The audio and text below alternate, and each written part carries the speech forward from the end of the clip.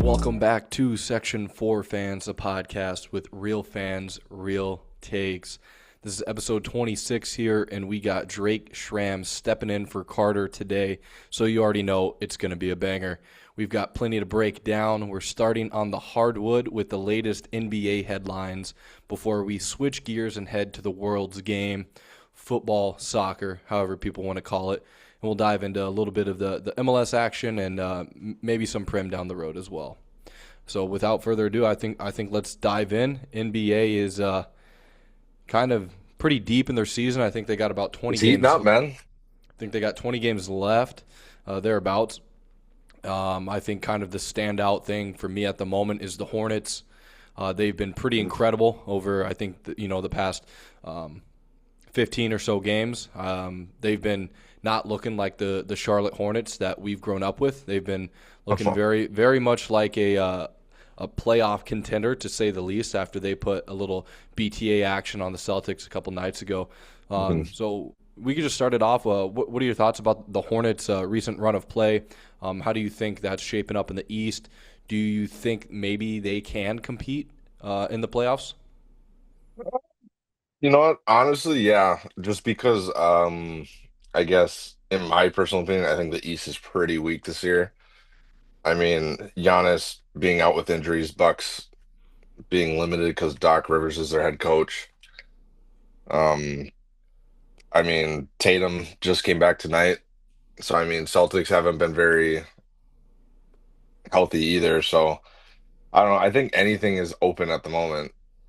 You could see like if the Hornets get in the play-in and they win their play-in, which I mean, a home play-in match for Charlotte, that's gonna be pretty fun to watch, Oh especially with how yeah, they're playing right now.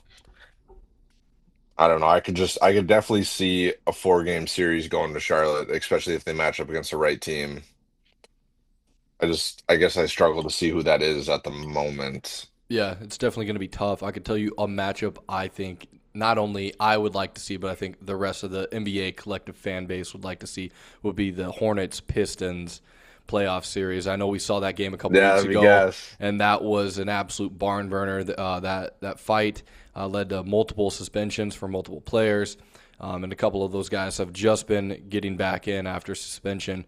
So I think a Pistons Hornets is going to be a must-watch potential playoff series, and that's definitely something I'd be looking out for. You mentioned Doc Rivers, so we can hit on this real quick. It's come out that he is apparently retiring after the year. I guess Good. that's what happens when you have Cam Thomas for 12 games. But just your thoughts on Doc Rivers potentially retiring, and we could go a step further and think. Do you think he's a Hall of Fame worthy coach? No, God, no.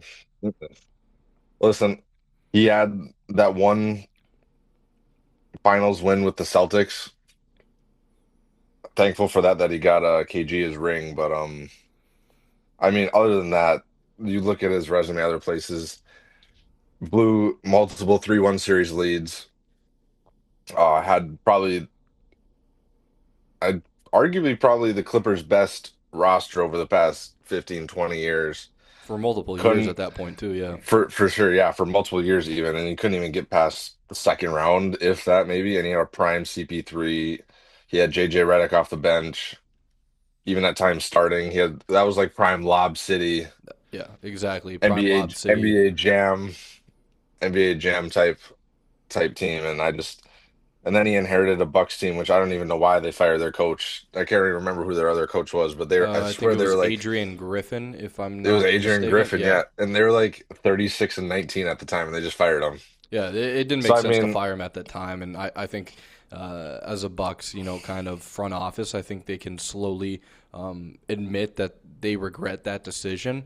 Obviously having an opportunity to get a high caliber quote unquote coach, as in Doc Rivers. Some teams may not want to pass up on that opportunity. However, it clearly has not gone to plan. And yeah, I mean, I think Milwaukee's just a mess at this point. I think it's not looking good anywhere. What? Who's was Doc Rivers at the? Was he at the 76ers as well? Yes. So let's take a look at Doc Rivers' I, last be- couple. I believe the 76ers year he was there. He had Embiid.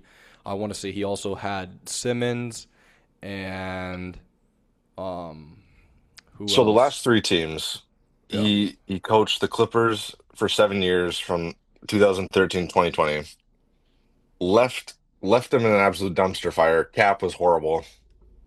Ty still Lue's is. kind of come. Yeah, Cap is still awful. Ty Lue's kind of come in. Another overrated coach, I think. But that's a story for another time.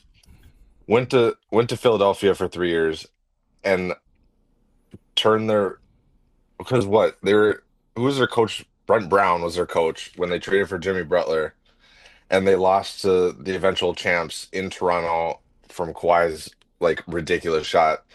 Just an insane shot that will never Brought happen in, again.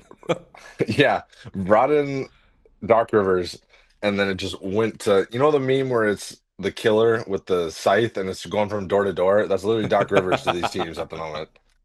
And then he comes to Milwaukee, and now it's just Giannis wants to go. He says he doesn't, but let's be honest. I Unless they watched him fire, throw that ball a couple nights ago. He was pissed. He's playing with these bums, so I think if he gets out. they traded, I mean, they don't have their core from when they won the championship. No more Drew, no more Brooke Rivers, or not Brooke Rivers, Brooke Lopez. No more Chris Middleton. Like it's Even PJ Tucker was kind of a crucial piece in that exactly, bro. finals run. I think they kind of blew it up a bit too soon.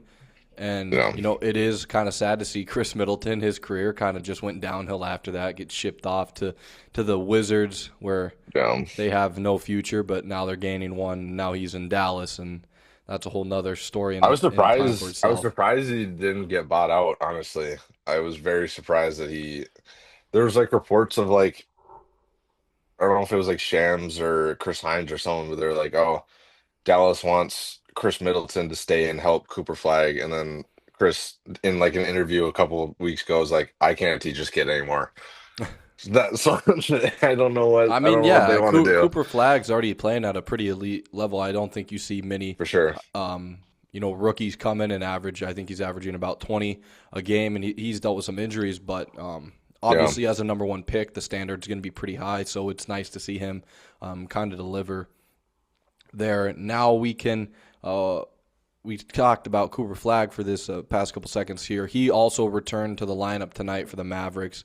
I believe he was out about 9 games, and I turned the game off, halfway through the first quarter, and he went down holding his leg early on, but he was able to return and hit those free throws. He looked pretty fine there. So just thoughts on Cooper Flag's rookie year so far?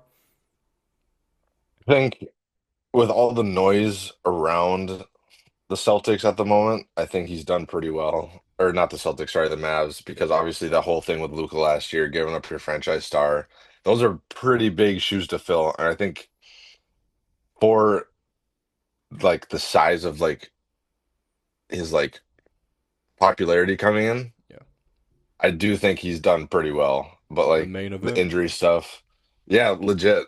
But like the injuries, I just don't know. I would just really watch him throughout the Yeah, end of the year got to because be there, got to be careful. There's no postseason future, so they just got to yeah, watch there's out no for way they that. make a playing game. Like it's Just kind of just developing whatever for him. the Mavs. I think there's a stat saying like the bottom 10. three, the I bottom thought it 10 was like the teams are bottom all on 10 like teams were all like on a 44 game losing streak, which is pretty it's crazy. insane, bro. Uh, I mean, the Kings are because sitting at the a minute whopping I would throw money on one of those teams to lose is the minute they facts. would win. So, yeah, I think the definitely been Mavs is one of avoiding those that. teams. Oh Mavs yeah, are one of no, those teams they're at the down moment. there. The Kings, the Pacers, all those, um, just The Kings are at a franchises whopping that are 14 and 50 right now. Holy, talk Yeah, about a decline. yeah, that is purely blame on the front office there, but I think that franchise is in complete disarray. We could spend 2-3 hours just talking about how absolute ass the Kings franchise is. We could keep it moving here Cooper Flag's been pretty good this year. I just want to get your thoughts on Rookie of the Year because I've got mine. I think for me at this moment, I'd go with Concanopel as Rookie of the Year, even though, Flag's been able to kind of put up what's kind of been expected as a number one pick. I think with the injuries into effect and the fact the Hornets have been in a little bit of a better spot, I think you can see that he's been pretty important for the Hornets this year, especially. Oh, I think yeah, Constantinople has it wrapped up. I think if Cooper Flag was able to stay healthy throughout the whole year, I think he would have it. But I don't know. I just don't like Constantinople's shooting this year. Like Insane.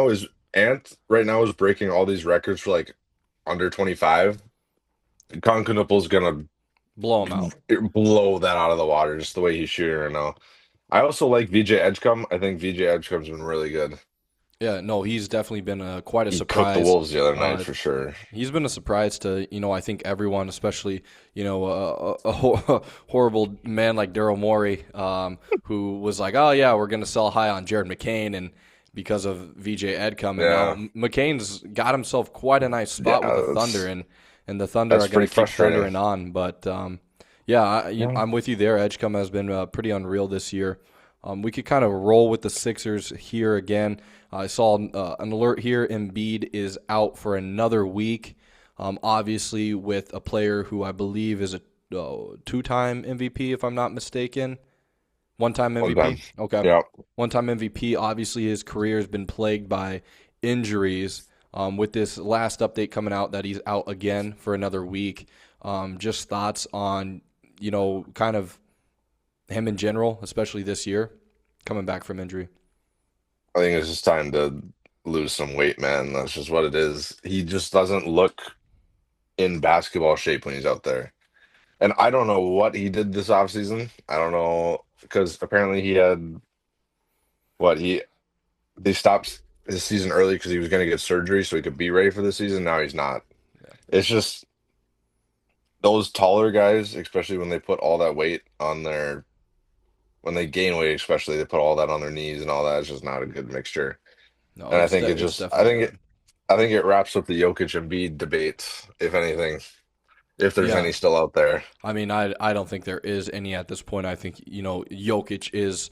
Um, I mean, I would say he's the best center in the NBA right now, but Wemby is giving him a run for his money. Wemby's already passed him or met him in terms of career blocks, which is absolutely insane to think about. I think the difference in centers. Yeah. You get the tall guys that are pretty big with Embiid. You see the problems there. And then you also see the problems with lanky centers, as in the past with like Mo Bamba, for example, or Bol Bol. Those guys, they just can't really like find their form in the NBA in a way. But I think Wemby, the way he approaches the game, is the primary reason why he's been doing so well. I don't think you see a lot of young players, especially that kind of have his approach, and he's been quite incredible. I think the Spurs are. I think they're going to give Second the in the West West right a now. run for the money for sure.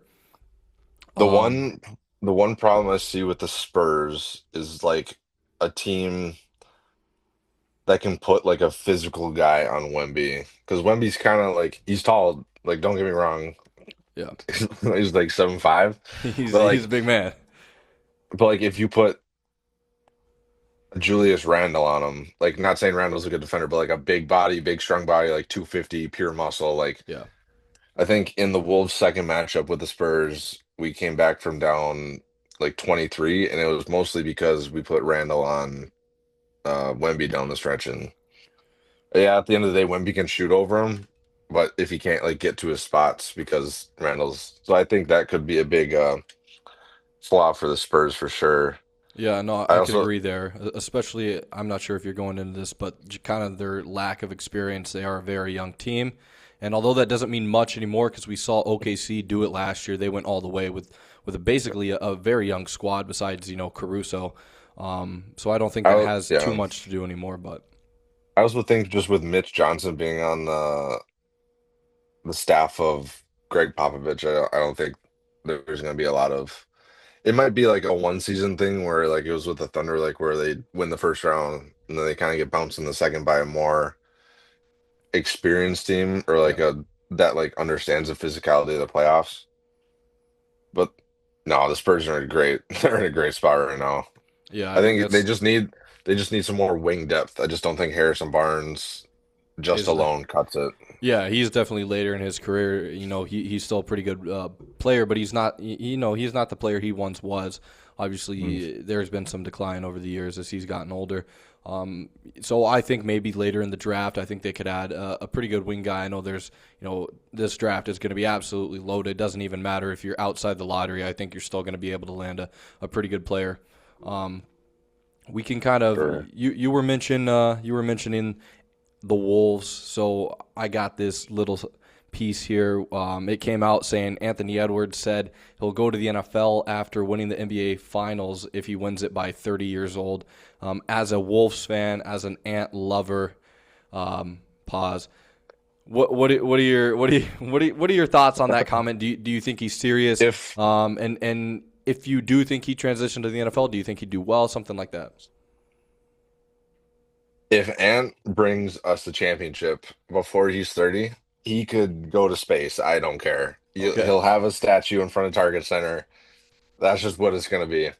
But yeah, honestly, with his like physicality, I think he could play like a cornerback maybe or like a safety. I don't know like what Yeah, I think it a said shooting something guard that he would said translate to in football. he'd play like wide receiver or like a QB. I doubt the QB, but Yeah. I think him as like a definitely a corner or a wide receiver would be pretty crazy. He'd be a very physical, and Oh, for sure. he's got the attributes. He's Athletics. yeah Yeah. the athletic ability to just be an insane player Mhm. all around. You could tell he's just a pure athlete when it comes down to it. I just thought that was pretty interesting to see. I know he's mentioned stuff like that once or twice before. Yeah. Obviously, at the end of the day, you would just purely just love to see him. At this point, just make the finals. They've been to the Western Conference Finals back to back years, and that's been pretty awesome. I think I would just love to see Ant and the Wolves take that next step, and I think they could do it this year. They were able to bring in a great supporting cast during the trade deadline with Io, right? That's how you say his first name. Oh my God. I love Io, man. He's so good. Yeah, he's been unreal from what I've seen, and then you also bring back some veteran ball players that are familiar with the team and how it's ran. They brought back Mike Conley after he was traded. That whole fiasco happened, and then they also brought back Slomo, which I think is I think that's going to be It's huge for gas, them bro. down the playoff run. Oh, slow-mo, like he just brings like the NBA media made it like a big thing when Rudy came out and was like, "Oh, we need someone to like pass the ball." But like that's genuinely like what we need. We need like a point guard figure out with especially with that second unit because Bones Highland is a point guard, but I think he's more of like a score first. Yeah, no, If definitely. that makes sense. He's got that explosive kind of build to him. He's definitely not looking for the passes like a person like Conley would. Oh, yeah, for sure. And then like just what Slomo brings on the defensive end, just like his length, pause, but like like he's just able to like put his hands in like those gaps and just I don't know. He's just always been a good defender. He helped us slow down Luca, even though he killed us in that one playoff series. But in regular seasons, he's helped slow down Luca to the best of his ability. And I don't know. He just like also the IQ he brings. Yeah, I no, guess that would just be 100%. my thing for sure. I think the thing for the Wolves is I don't think really the problem is Ant anymore. I think he's been absolutely balling as of late. I know there's been, some question marks about like can he really lead the Wolves, things like that. But I think at this current point in time, I think he's really shown that so far this season. And I think also if you could get a good game out of Gobert, I think that just is completely locking down the rest of the West. I think if the Thunder can stop paying the refs, I think that's gonna make the game more even because Okay. I've had enough of these phantom fouls and I've had enough of Lou Dort's ass, man. Lou Dort, I hate you. You are the most hated NBA player in the world.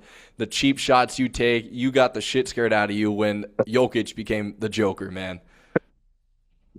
Also, can we just talk about like how recently, just in sports in general, the reffing has just been so bad.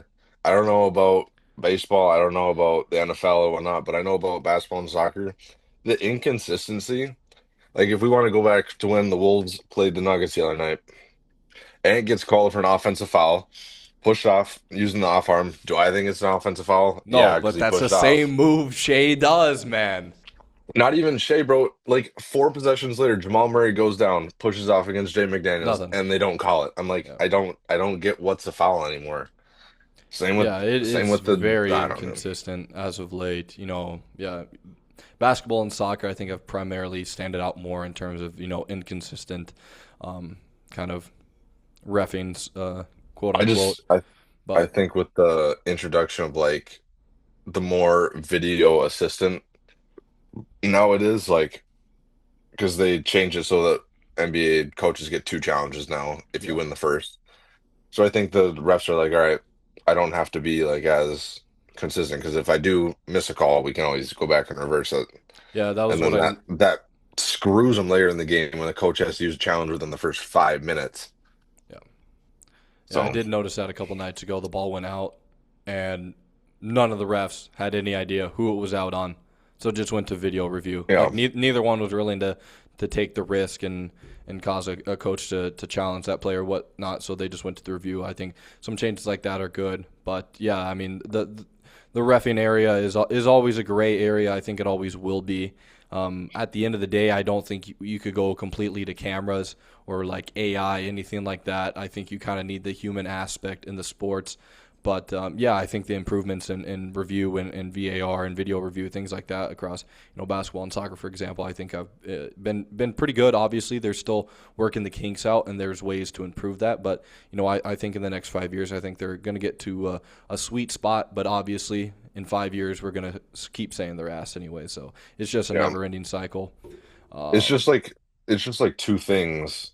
It's like unclarity of the rules, and then just it's because there's cameras now. Where like if a ref misses a call but there's no review, you're like, oh, that's just human error because they can't go back and look at it. But if they miss a call, a coach challenges it, and then it's still wrong, even though like the rules say otherwise, then that's when everyone gets pissed because it just doesn't, there's no consistency. yeah, no, I completely So, agree there. We can. I don't know how we could segue this, but I just got a couple more points here from the NBA. Obviously we could just knock this one out. Tatum returned. We all know the Celtics are in a pretty good spot. I think a much better spot than what everyone thought they were going to be. I don't think people mhm. thought Jaylen Brown was going to be able to step up and carry this team as much as he has done this year. I just wanted He's to been get your great. thoughts on what do you think about Tatum returning to play only about 10 months after rupturing that Achilles, and how do you think that will affect the Celtics rest of the season going into the playoffs? It's mixed for sure. I think adding a star like that, especially like when your team, which I shouldn't necessarily say they're in a groove, but like when you get the rotations down at this end of the year, players know like, all right, I'm coming in at this mark, I'm Yeah, leaving at this mark unless there's foul trouble and whatnot. I think adding a 30, I mean, he won't play 35 minutes per game, but he'll we'll say probably right now, 25-ish, I'd imagine. I would say like 18 to 25 minutes per Yeah, game. So like for like even those 18 to 25 minutes, now that's taking away from a player on the bench who's contributing. And like Tatum's gonna be rusty. It's just what it is. Like before we got on, you said he missed a shot badly. Like yeah, he missed a, that's just a what it three is pointer bad. because he hasn't played actual basketball at that pace yet. So Yeah, I mean he's done the 5-on-5s and whatnot, but it's always a different mhm. atmosphere, especially home at the Garden, and Oh yeah, it's against the Mavericks. Like it's an actual yeah, game at that point. There's real, not that the Mavericks really have anything to lose, but there's real type of that competitive edge that is a little bit of hmm a step up compared to the fives in practice. yeah. It's like it's always just like a finals rematch because a couple of seasons ago they met in the finals. So there's kind of always that little like, oh, we got to beat this team, Yeah, whatnot. 100%. We can kind of ride with this here. Um, Trey Young finally made his Wizards debut.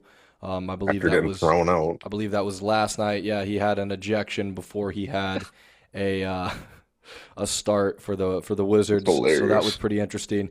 He played only 19 minutes though, put up 12 points, 4 for 9 from the field, 6 assists.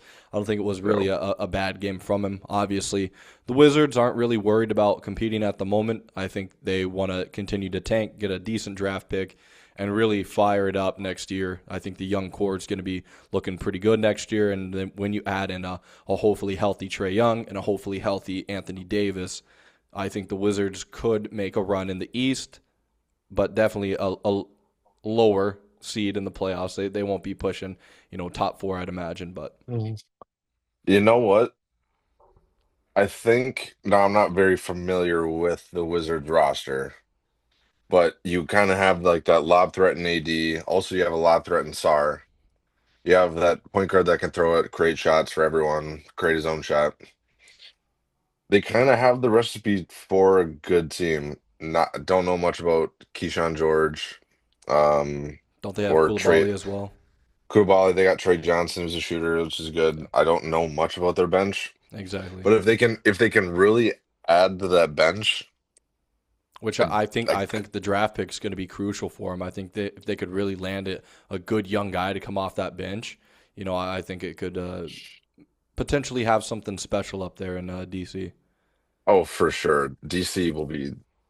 I think it's gonna be the most lively we've seen DC in a while. I genuinely think if all goes to plan, bench they get contributors from the bench, they could be a top 5 4 seed in the East next year for Yeah, sure. I think it's going to add some fire that we once saw with Wall and Beal. That whole Wizards era, that was a pretty exciting time over there in DC. I think we could see some of that excitement back. We can continue here with the Wizards, and Julian Reese put up 20 boards last night, along with 16 points. Or I believe this was 1 or 2 nights ago. It was only his third career game. Julian Reese, the brother of Angel Reese, I believe he played at Maryland, and he was pretty good there at his time playing college hoops. Just wanted to get your thoughts about this young player putting up a pretty big stat line, 20 boards, and 10 of them were offensive rebounds. Um, what do you think about him? Could he be a potential piece off the bench for the Wizards next year? I honestly didn't even see that. I'll be honest, but like those types of players is what I'm talking about though. Like you got to have those players that can come off the bench, grab 3 offensive rebounds because you never know. Like that could best case scenario, 3 offensive rebounds leads to 9 points, nine Exactly. kickouts or 3 kickouts. So like those are just the types of players, and like with even just adding Trey Young to those 16 minutes, trying to develop like even that little bit of chemistry. You know what I'm saying? Like that's just going to help next year for sure. And like they still get like a training camp, off-season workouts together. Like I do, they just here. I'm gonna look up the Wizards roster right now.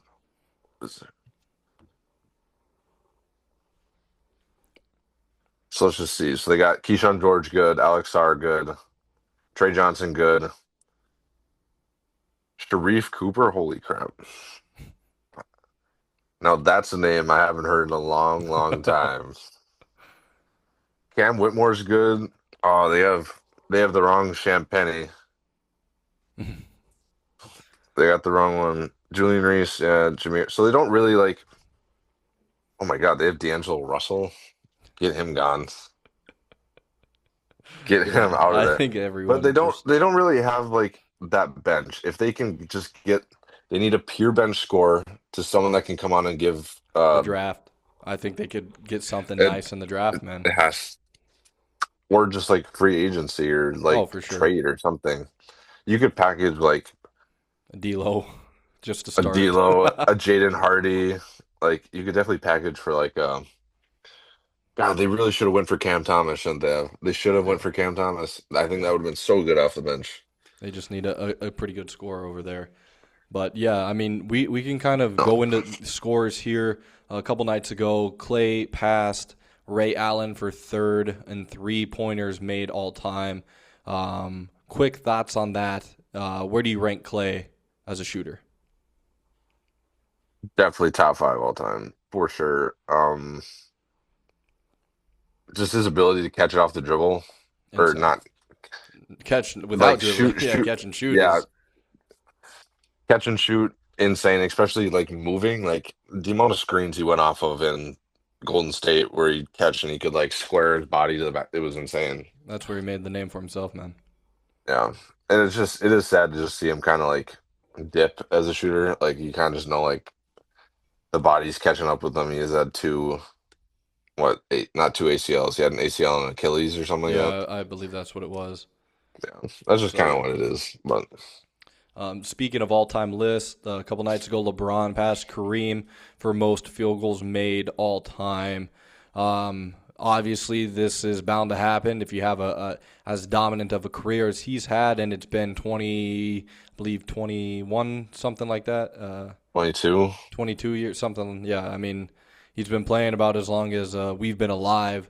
So, thoughts on him getting that another accolade to put to his name. He's the GOAT, man. He's just the greatest to ever play the game of basketball. I don't care if Jordan's got six rings. Jordan never had to play the type of talent that LeBron had to, and the type of evolved offenses. If you hot take, okay, if you put the Indiana Pacers team last year in with like the 80s or the 90s, The 96 Bulls. they destroy. They destroy for sure. Because the Bulls never saw offense like that. They never saw shooting like that. They never saw defense like that. Yeah, I mean, I didn't watch a lot of 80 90 basketball, You don't need but to. It sucks. I would imagine probably one of the better teams at that time was the Jazz, as they obviously went to the finals twice against the Bulls. I believe it was twice. John Stockton was kind of the guy, but he was definitely more of a passer. But yeah, I mean the offense has evolved so much over the years, and that's why we went from seeing games back then to if they broke 100, you're like, wow, this was an incredible game. To now, if a team doesn't break 100, you're like, oh my god, they're ass. So Yeah. it's just the evolution has been pretty insane to watch.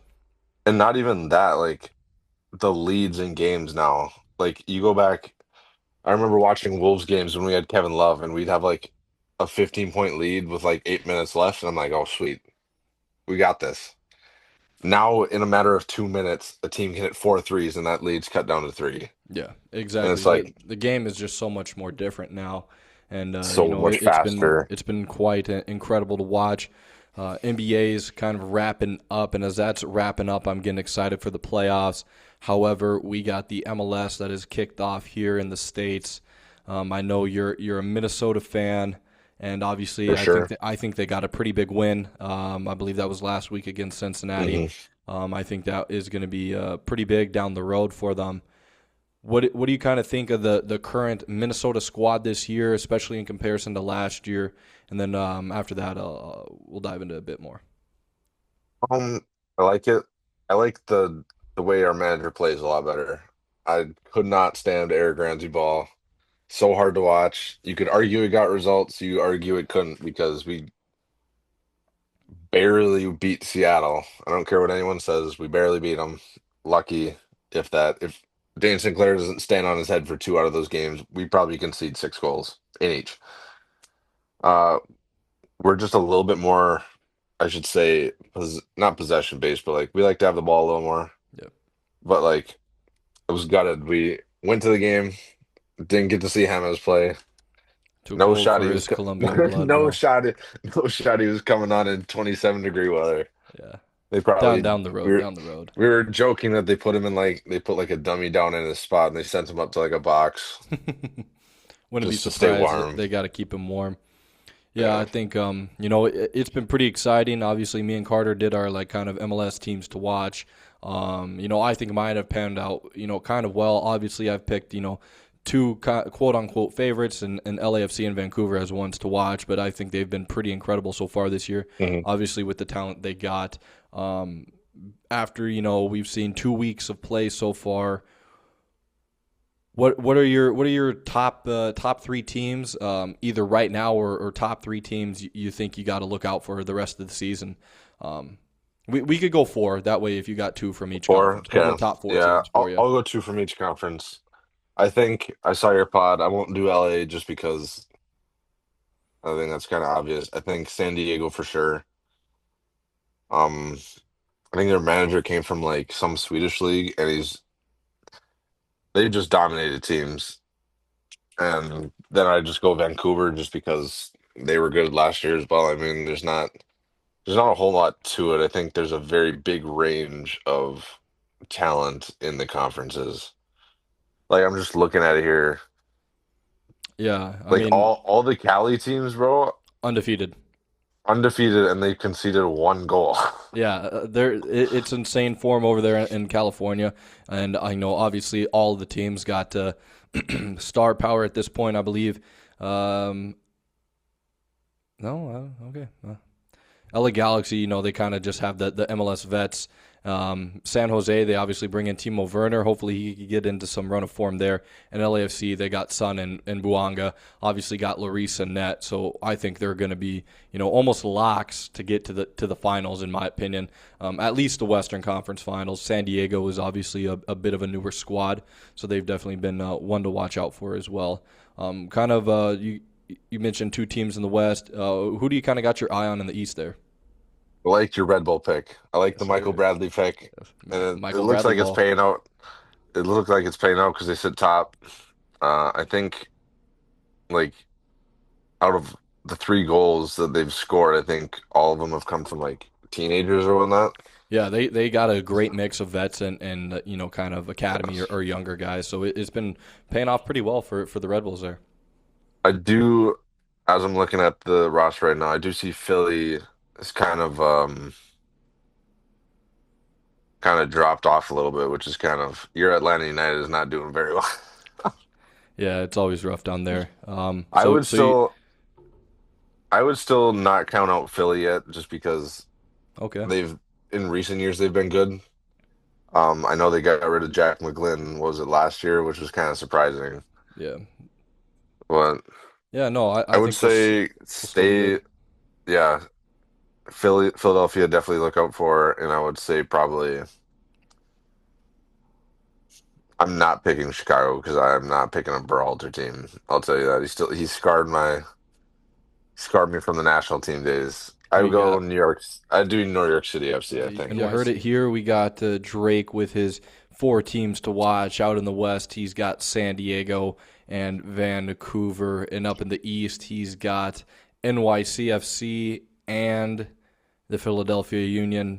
Two Philly. strong squads there, and two kind of up and coming squads in the West there. So it'll be interesting to see what happens there in the MLS. Obviously, you guys know my teams to watch, and so far I think they've been pretty good.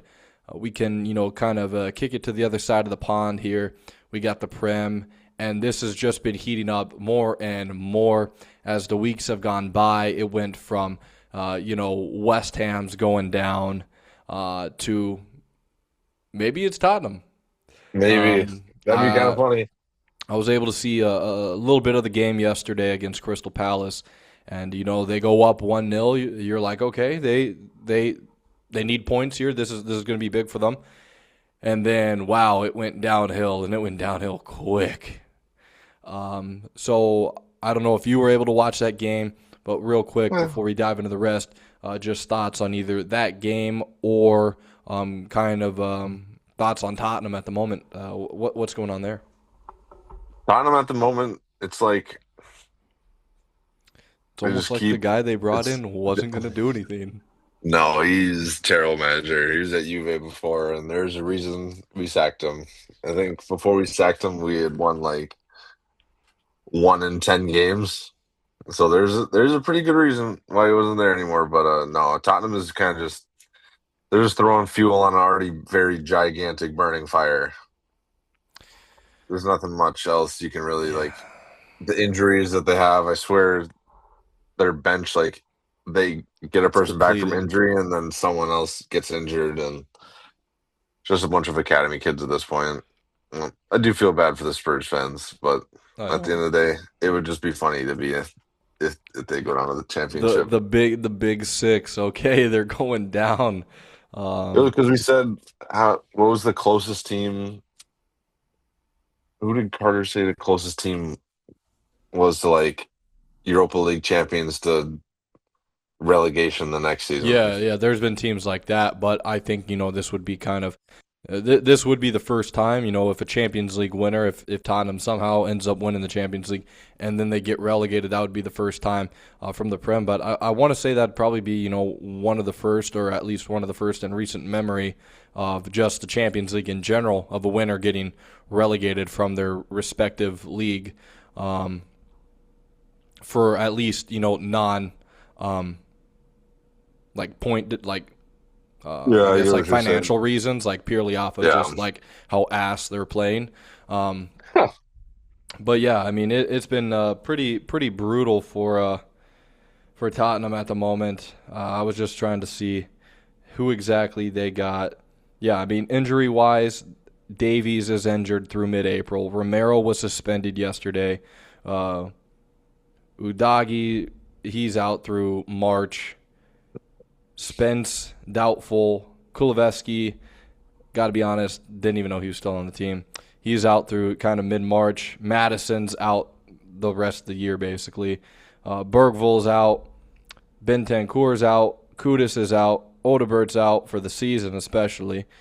So, yeah, I mean, they're really just depleted. I'm looking at their bench they used yesterday, and really the only the four subs they made were the four subs everyone knows: Gallagher, Basuma, Simmons, and Richarlison.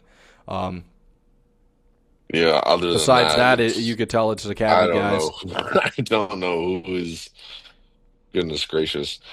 A and good that's thing to not do on helping the them. episode, another episode, good thing to do is who's Tottenham going to keep and who's Tottenham going to sell. Because honestly, at this point in time, based on form, Tottenham is going down.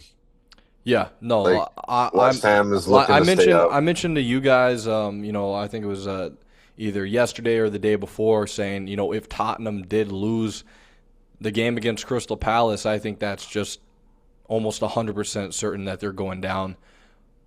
I think It's I just think because they I have. think West Ham still has a pretty difficult schedule, especially right here in this kind of March, the month of March. I think they got a couple pretty hard matchups. However, I think if they can survive it without really getting too far behind either Forest or Spurs, I would have to back West Ham. They've been in better form out of those two squads in particular.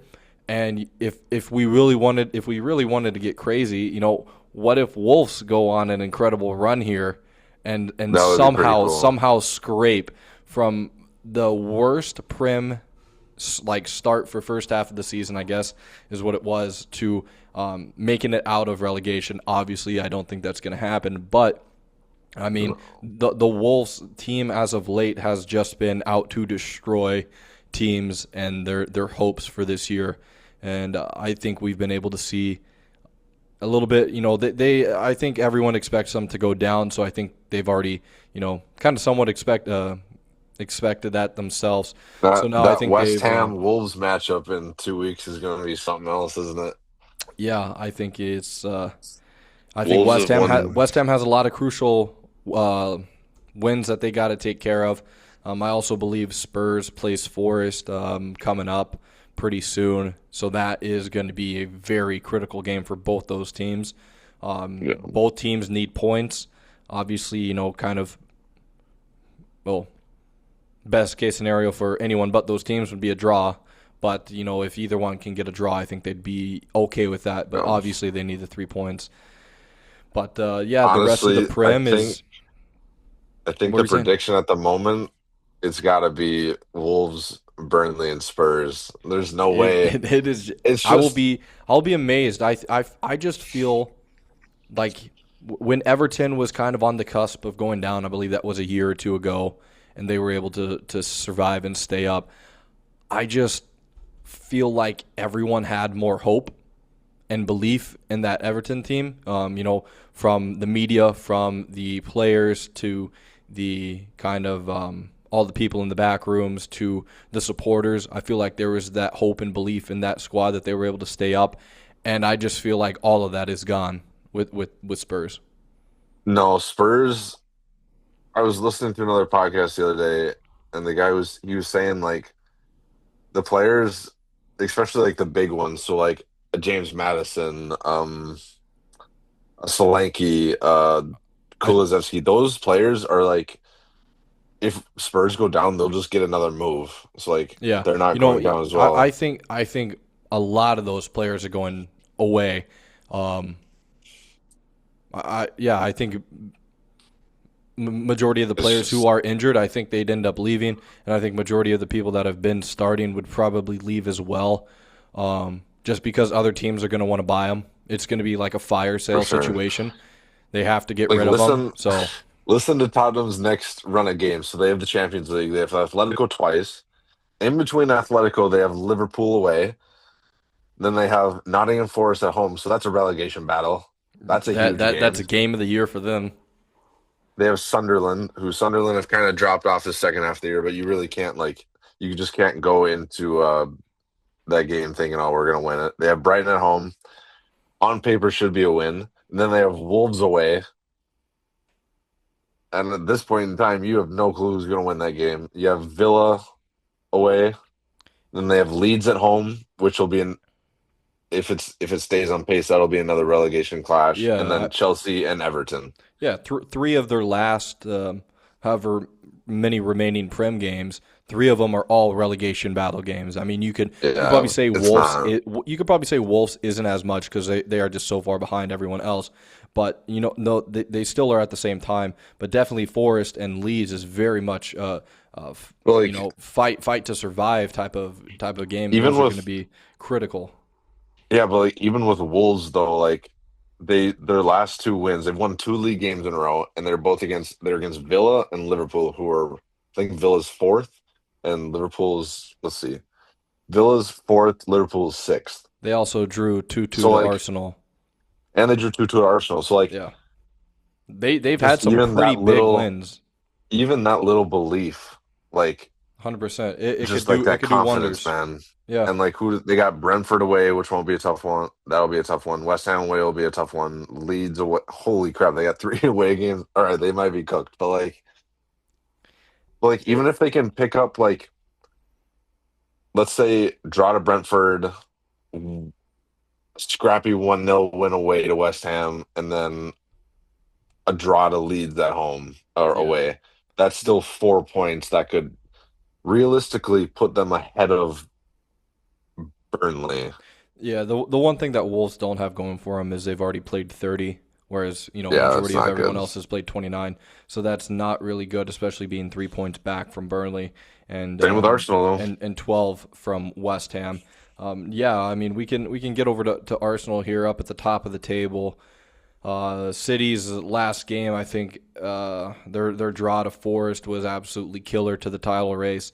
I think, you know, it's looking more and more like Arsenal's gonna escape with a league title here, but you know, once again, all the other teams have a game in hand from Arsenal, but City is 7 points back at this point in time, so they do have a tough hill to climb. If And you, sorry, go for it. no, you go. I was just gonna say, and obviously If you with were to, sorry, no, we're good. We'll roll with it. I was just gonna say, the way Arsenal's been playing and getting majority of their goals off of the set pieces and whatnot, you know, I think it's interesting. They're definitely not one of the stronger squads. They just they get some of the small things right, and they obviously get some calls to go their way, which have helped. I think, you know, the one that stands out to me was their game a couple matches ago against Spurs, with Gabriel flying to the ground. I believe that was Gabriel that did it. Just stuff like that. Yeah, it's not ideally the way you want to win the title, but clearly, as Brighton mentioned, some managers want to win that way. I think, yeah, that was funny. I think right now with Arsenal being first, I just think it shows like I wouldn't say lack of talent in the Prem, but like the lack of consistency and good results, if that kind of makes sense. Because for a while there, you had Villa looking like they were going to get in the race, and then they dropped off. United is just consistently kind of stayed in that 3 to 6 spot the entire year. Never really threatened for the title.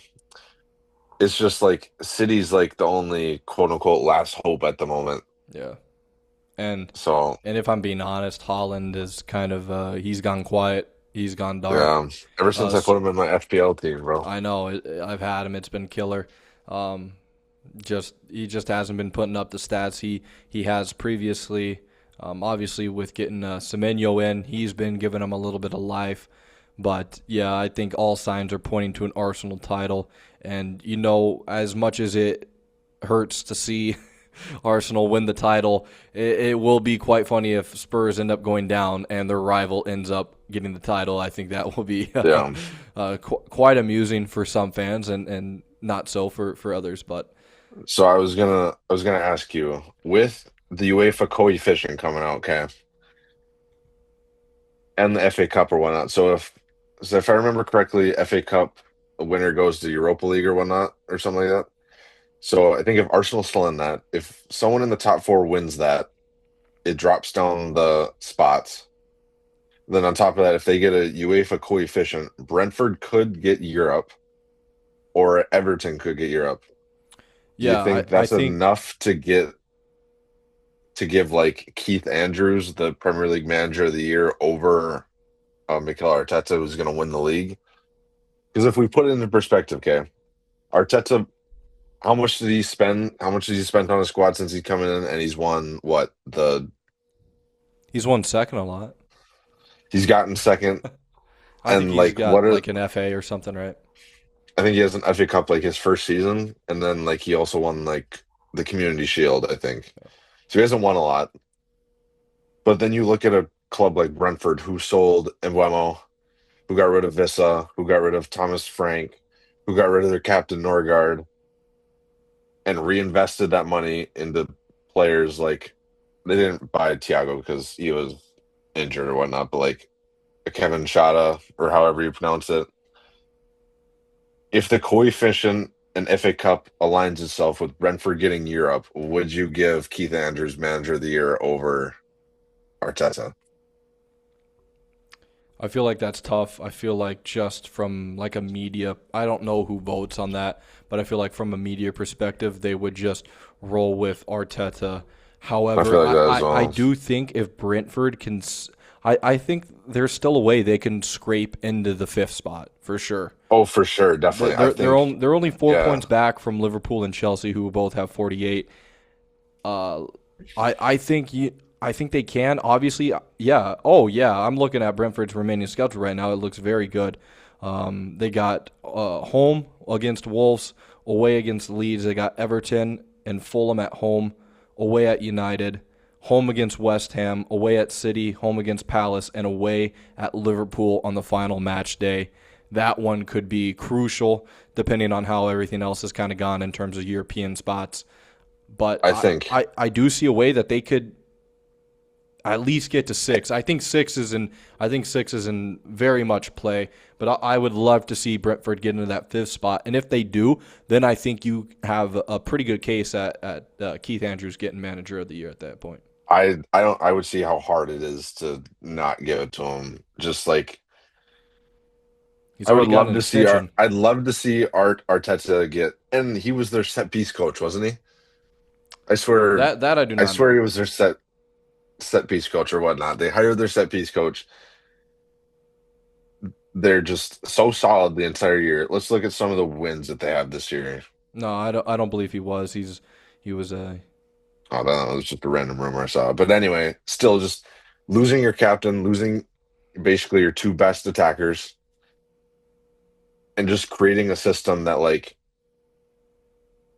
allows you to like just stay in the race. Yeah, Because I think it also helps with playing with having a player like Igor Thiago step up. I don't think anyone's yeah, expected that to happen this year, and I think he's emerged himself as Brazil's best striker, in my opinion. I think I'm not sure if he's been in any recent call-ups for Brazil, but I think he's made a case to at least get into the squad for the World Cup. Obviously, I think some of the other Brazilian strikers haven't been able to perform as well. And I think, with Rodrigo's injury as of late and Richarlison's kind of dog shit performance this year, I think he very much deserves that spot up in the front for Brazil. I yeah, they'll still go as João Pedro, I think. No, yes, but off the bench, I think he could be pretty useful. Oh yeah, definitely. He also just kind of gives you like another look, I guess. Like he's not like a flary Brazilian striker. He's kind of like a more get in behind where he could, if Brazil faced like a Germany or a Spain in the knockouts, not saying like he's like this big game changer, but like just having like a different type of striker just to get in behind those lines that are gonna obviously be pretty high. Yeah, But yeah. But anyway, you heard it here first. If Brentford get Europe, Keith Andrews is the manager of the manager of the year for sure. I like that. I like that a lot. Um, I know we want to stay in the Prem. I'm not sure if there's anything else that stands out for you, Premier League wise. Do you want to mention? I do, I just hope that Arsenal City game really like City's got to win their game in hand, and then I and they got think to beat Arsenal. that Arsenal away to City, I think that's going to be probably I I pray it's the game of the year. I really do It's not. because It's going to be straight park the bus, free that's kick, goal. exactly what it's going to be, and it's going to be so frustrating. I I hope think Holland scores a hat trick, and I hope he grabs the ball and throws it at Gabriel's head again. I don't think he'll do that. I think it'll be Semenyo's time to shine. I think he'll. I feel a little low driven shot to the back corner on Rea. But yeah, I that hope. game is going to be very interesting. I know we mentioned the Prem and we wanted to stay in there, but you are a Juve fan, so as a fan from a different league, I know, especially being in America, I know it's hard to. Maybe not so much for you because I think you're quite a big Juve fan, but it is harder to at least be able to kind of I feel like be invested in that team in comparison to like a Premier League team. I feel like it's easier access in terms of like watching the games, getting news, things like that, kind of being more involved.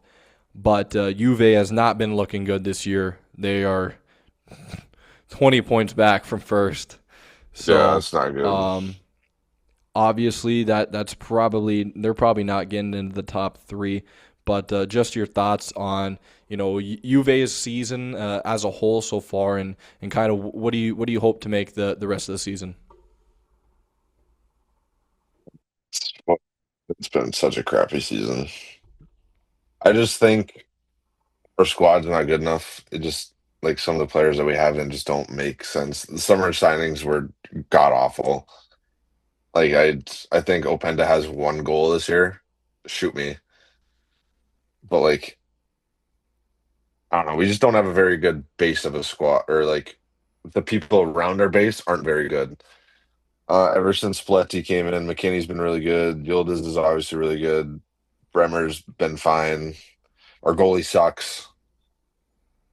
I don't know. I just think if we can, we kind of have an easier schedule. We went through like such a tough stretch of games where we had Champions League and then we faced Atalanta, Lazio, Inter, Galatasaray, Como, Galatasaray, Roma. So we're kind of in an easier stretch now. So I think we'll pick up some more points for sure. But Definitely. we need some more depth and we need some overall just better players.